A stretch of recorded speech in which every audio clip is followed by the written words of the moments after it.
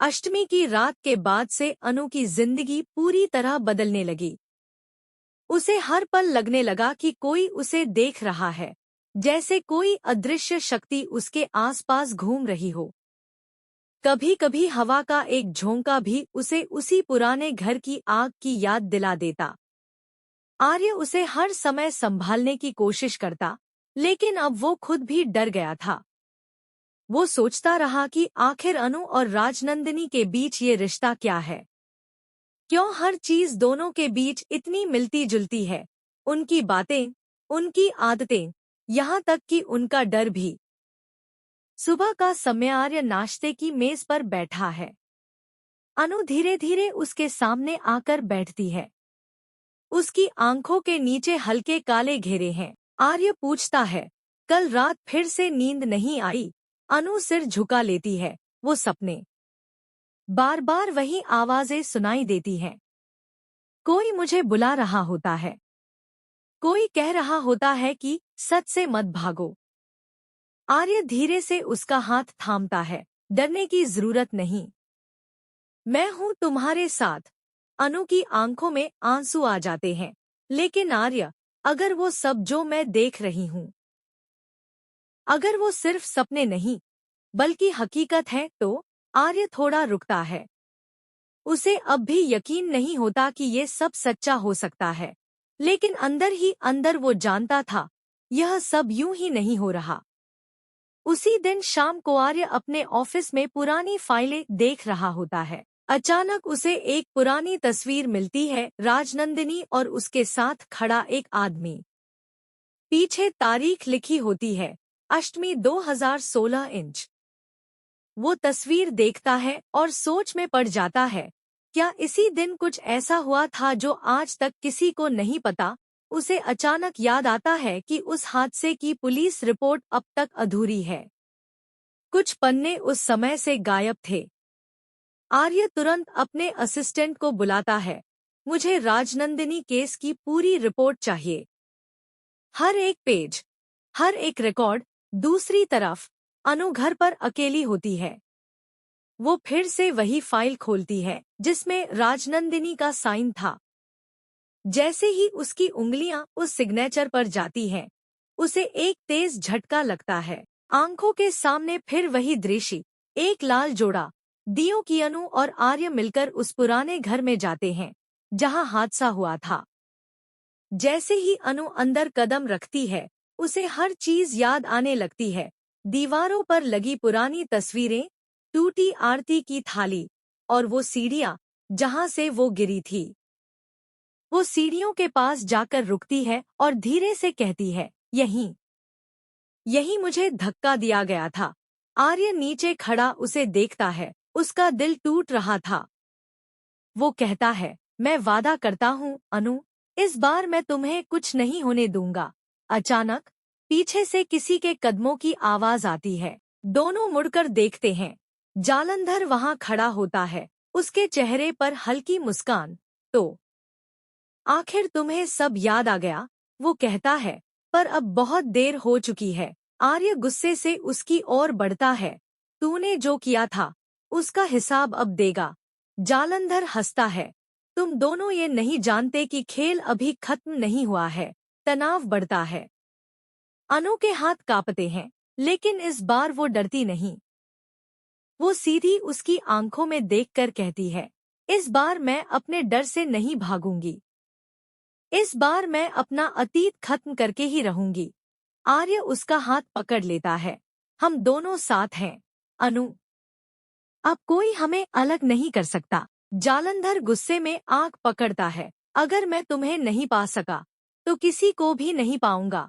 वो पास रखे दीपक को जमीन पर फेंक देता है। अष्टमी की रात के बाद से अनु की जिंदगी पूरी तरह बदलने लगी।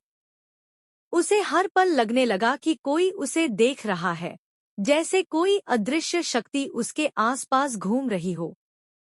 कभी कभी हवा का एक झोंका भी उसे उसी पुराने घर की आग की याद दिला देता। आर्य उसे हर समय संभालने की कोशिश करता, लेकिन अब वो खुद भी डर गया था। वो सोचता रहा कि आखिर अनु और राजनंदिनी के बीच ये रिश्ता क्या है। क्यों हर चीज दोनों के बीच इतनी मिलती जुलती है? उनकी बातें, उनकी आदतें, यहाँ तक कि उनका डर भी। सुबह का समय आर्य नाश्ते की मेज पर बैठा है। अनु धीरे धीरे उसके सामने आकर बैठती है।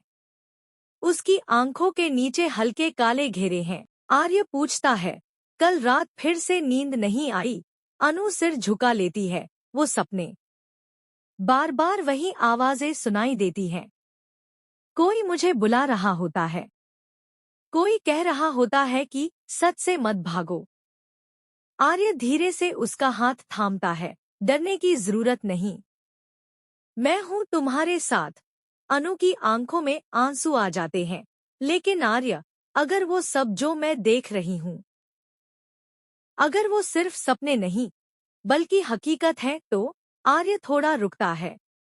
उसे अब भी यकीन नहीं होता कि ये सब सच्चा हो सकता है। लेकिन अंदर ही अंदर वो जानता था, यह सब यूं ही नहीं हो रहा। उसी दिन शाम को आर्य अपने ऑफिस में पुरानी फाइलें देख रहा होता है। अचानक उसे एक पुरानी तस्वीर मिलती है, राजनंदिनी और उसके साथ खड़ा एक आदमी। पीछे तारीख लिखी होती है, अष्टमी 2016 इंच। वो तस्वीर देखता है और सोच में पड़ जाता है, क्या इसी दिन कुछ ऐसा हुआ था जो आज तक किसी को नहीं पता? उसे अचानक याद आता है कि उस हादसे की पुलिस रिपोर्ट अब तक अधूरी है। कुछ पन्ने उस समय से गायब थे। आर्य तुरंत अपने असिस्टेंट को बुलाता है, मुझे राजनंदिनी केस की पूरी रिपोर्ट चाहिए। हर एक पेज, हर एक रिकॉर्ड। दूसरी तरफ अनु घर पर अकेली होती है। वो फिर से वही फाइल खोलती है जिसमें राजनंदिनी का साइन था। जैसे ही उसकी उंगलियां उस सिग्नेचर पर जाती हैं, उसे एक तेज झटका लगता है। आंखों के सामने फिर वही दृश्य, एक लाल जोड़ा, दियों की। अनु और आर्य मिलकर उस पुराने घर में जाते हैं जहां हादसा हुआ था। जैसे ही अनु अंदर कदम रखती है, उसे हर चीज याद आने लगती है।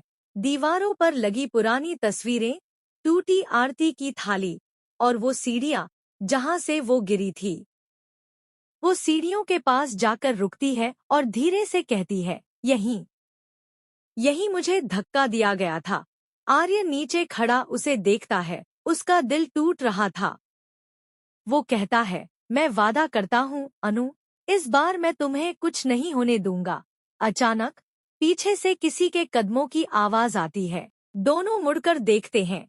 जालंधर वहां खड़ा होता है, उसके चेहरे पर हल्की मुस्कान। तो आखिर तुम्हें सब याद आ गया?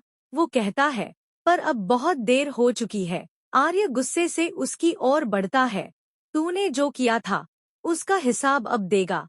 जालंधर हंसता है, तुम दोनों ये नहीं जानते कि खेल अभी खत्म नहीं हुआ है। तनाव बढ़ता है। अनु के हाथ कांपते हैं, लेकिन इस बार वो डरती नहीं। वो सीधी उसकी आंखों में देखकर कहती है, इस बार मैं अपने डर से नहीं भागूंगी। इस बार मैं अपना अतीत खत्म करके ही रहूंगी। आर्य उसका हाथ पकड़ लेता है, हम दोनों साथ हैं अनु, अब कोई हमें अलग नहीं कर सकता। जालंधर गुस्से में आंख पकड़ता है, अगर मैं तुम्हें नहीं पा सका तो किसी को भी नहीं पाऊंगा। वो पास रखे दीपक को जमीन पर फेंक देता है।